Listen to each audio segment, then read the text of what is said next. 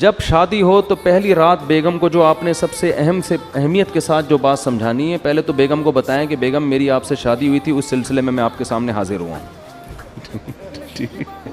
ذرا تمیز سے نا، لکھنؤ والوں کی طرح. ہمارے حضرت نے ایک واقعہ سنایا، اس طرح طلاق ہوئی ہے. شوہر گھر میں آیا تھکا ہوا. السلام علیکم ورحمۃ اللہ وبرکاتہ.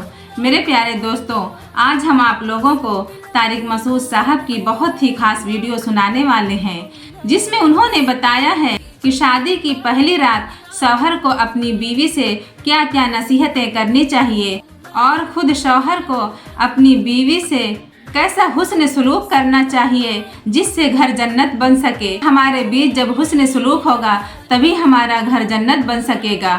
تو آئیے طارق مسعود صاحب کا لیٹسٹ بیان ضرور سنیں، اور اگر ویڈیو پسند آئے تو اسے دوسروں تک شیئر بھی کریں. تو ایک بات کر کے بس بیان ختم کرتا ہوں کہ دیکھو، بچوں کو نا گھر میں چیخنے چلانے نہ دو. ایک ان کو ڈریس صحیح پہناؤ پراپر، اور ایک ان کو چیخنے چلانے، اور اس کے لیے ضروری ہے جب خود بھی آواز ہلکی ہو آپ کی. اس سے بہت ماحول خراب ہوتا ہے. گھر میں ماحول یہ بناؤ جب شادی ہو نا اسی وقت سے. اب تو جن کے بچے بڑے ہو گئے اب وہ بہت مشکل ہے. جب شادی ہو تو پہلی رات بیگم کو جو آپ نے سب سے اہمیت کے ساتھ جو بات سمجھانی ہے، پہلے تو بیگم کو بتائیں کہ بیگم میری آپ سے شادی ہوئی تھی، اس سلسلے میں آپ کے سامنے حاضر ہوا ہوں. ذرا تمیز سے نا، لکھنؤ والوں کی طرح. ایک دم نصیحتیں نہیں شروع کرتے. وہ کہے کہ یار ابھی آگے بیٹھا ہے، کوئی محبت کی باتیں کرو. آتے ہی ایک دم چلے 4 مہینے کی باتیں شروع کر دی، اس نے نصیحت شروع کر دی. تو آپ پہلے یوں شروع کریں کہ میری آپ سے شادی ہوئی تھی، اس سلسلے میں حاضر ہوں. پھر اس کو آپ شروع میں ہی سمجھا دیں کہ دیکھو ہمارے گھر کا ماحول ہے، ویسے ہوگا تو نہیں لیکن چلو فرض کر لو ہے. ٹھیک ہے نا. اس کو یہ بتائیں کہ دیکھو ہم جب بھی بات کریں گے نا آپس میں، ہمارا والیوم کیا ہوگا، 25 تک بس برداشت کریں گے ہم. ٹھیک ہے نا. 25 سے اوپر کسی کا بھی والیوم ہوا تو وہ جرمانہ دے گا. صحیح ہے. اپنے بارے میں بھی 50 بھی بہت ہے، 100 تو ابھی تو ڈائریکٹ 100 پہ ہوتا ہے جا کے نا، یوں گھما دیتے ہیں.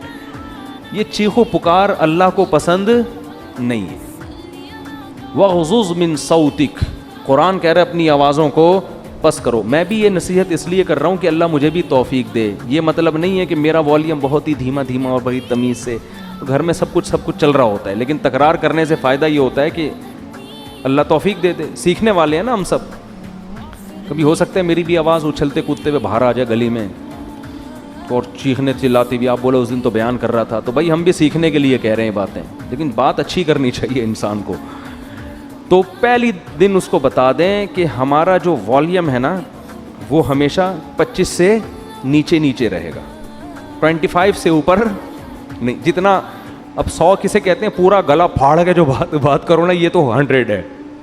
اس گلے کو ہم نے 4 حصوں میں ڈیوائڈ کر کے 25 سے اوپر نہیں جانے دینا، بلکہ اس میں کچھ لگا بھی دیں. ایسا سسٹم جو اوپر نیچے ہو رہا ہو نا، وہ بتا رہا ہوں، کوئی ایسی مشین لگا دیں.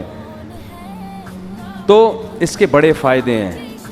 اس سے جب بچے آپ کے پیدا ہوں گے وہ بھی کیسے، تمیز سے. ایسا خوبصورت ماحول بنے گا نا آپ کے گھر. جو لوگ آئیں گے آپ کے گھر وہ کہیں گے یار یہ گھر جنت ہے، یہ تو بڑے سکون والی زندگی ہے. اس کو آپ ہلکا نہ سمجھیں. یہ چیخو پکار ہی ہر فساد کی جڑ ہے. ہر فساد کی جڑ کیا ہے، چیخو پکار. بات کرنے کی تمیز ہی نہیں ہے. گدھے کا مسئلہ کیا ہے، بات غلط نہیں کرتا، تمیز سے نہیں کرتا بات. گدھے کی باتیں صحیح ہوتی ہیں، اسٹائل غلط. اب گدھے کو گھاس چاہیے، بلی کو چاہیے بھوک میاؤں میاؤں، بس سمجھ جاتا ہے آدمی اس کو بھوک لگ رہی ہے. گدھے کو 2 منٹ کا کام ہے آپ سے، لیکن اس کے لیے اسٹائل دیکھو. پہلے پوری آواز پھیپڑوں میں بڑھے گا، بھر کے پھر ہاں ایسے نکالے گا.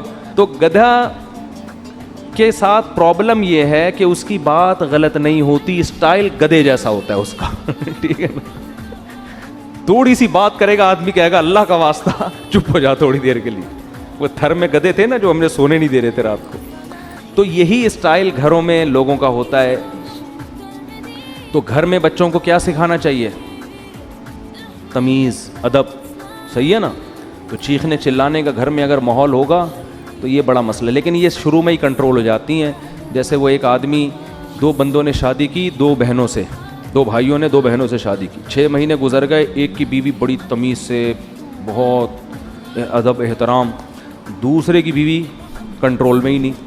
تو اس نے اپنے بھائی سے پوچھا کہ یار یہ تیرا اس پہ اتنا روب ہے, ایسے تمیز سے بیٹھی رہتی ہے تیرے سامنے, میری والی کا تو روب ہی نہیں. اس نے کہا میں پہلے دن آیا تھا نا, میں نے ایک گلاس سامنے تھا اس کو ایسے کک ماری نا کہ کس کم وقت نے گلاس ادھر رکھا, پھر گیا ادھر بلی کی گردن مڑوڑ دی, یہ کر دیا, ایسے بھٹو بچوں اسٹائل سے آئے. وہ ڈر گئی نا کہ یہ تو بہت ہی خطرناک ہے, تو بڑی تمیز سے.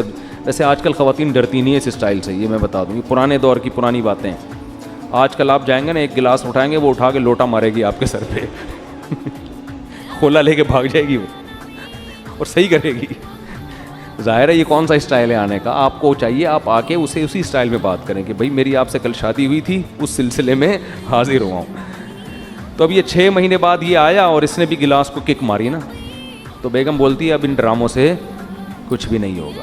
تو یہ شروع میں اگر کنٹرول ہو جائے معاملہ تو ٹھیک ہے, بعد میں تو سب چیخنا چلانا, پھر تو پھوڑو, صحیح ہے نا, وہ چیخے آپ بھی چیخو, وہ دروازہ تھوڑا سا بند کرے آپ اٹھا کے کھولو اور اسپیڈ سے بند کرو. ہمارے حضرت نے ایک واقعہ سنایا, اس طرح طلاق ہوئی ہے.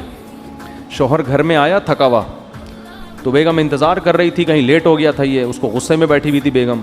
تو جب یہ آیا ہے نا کمرے میں, تو اس نے دروازہ دھاڑ کر کے بند کیا نا. بیگم کا موڈ آف تھا تو اس نے کو غصہ آیا, اس نے دروازہ دھاڑ کر کے بند کیا. بیگم نے کہا مجھے تپانے کے لیے اتنی زور سے دروازہ بند کیا, دوبارہ اور تیز بند کرو. یہ بھی بس سینگ نہیں تھے ان کے, حرکتیں تو وہی بیل والی. پرانا واقعہ ہے, ان کو نہیں پتہ چلے گا. انہوں نے کیا کیا, کھولا, فل اسپیڈ کے ساتھ دھاڑ کر کے اور زور سے, پھر لڑائی شروع اور طلاق تک نوبت آئی ہے. کس بات پہ کہ جی دروازہ زور سے, اس پہ ان کے درمیان طلاق ہو گئی. تو یہ ہے انسان جب غصے میں بے قابو ہو جاتا ہے. اور اب بھائی اس نے اگر بول دیا تھا زور سے بند کرو, تو کچھ اور بول دیتے ایسے موقع پہ. بولے بیگم یہ مناسب نہیں ہے, میں شادی ہوئی تھی اس سلسلے میں حاضر ہوا ہوں اور آپ کیا کہہ رہی ہو. تو معاملہ طلاق تک کم از کم نہ پہنچتا. اللہ تعالیٰ سمجھنے کی عمل کی توفیق عطا فرمائے.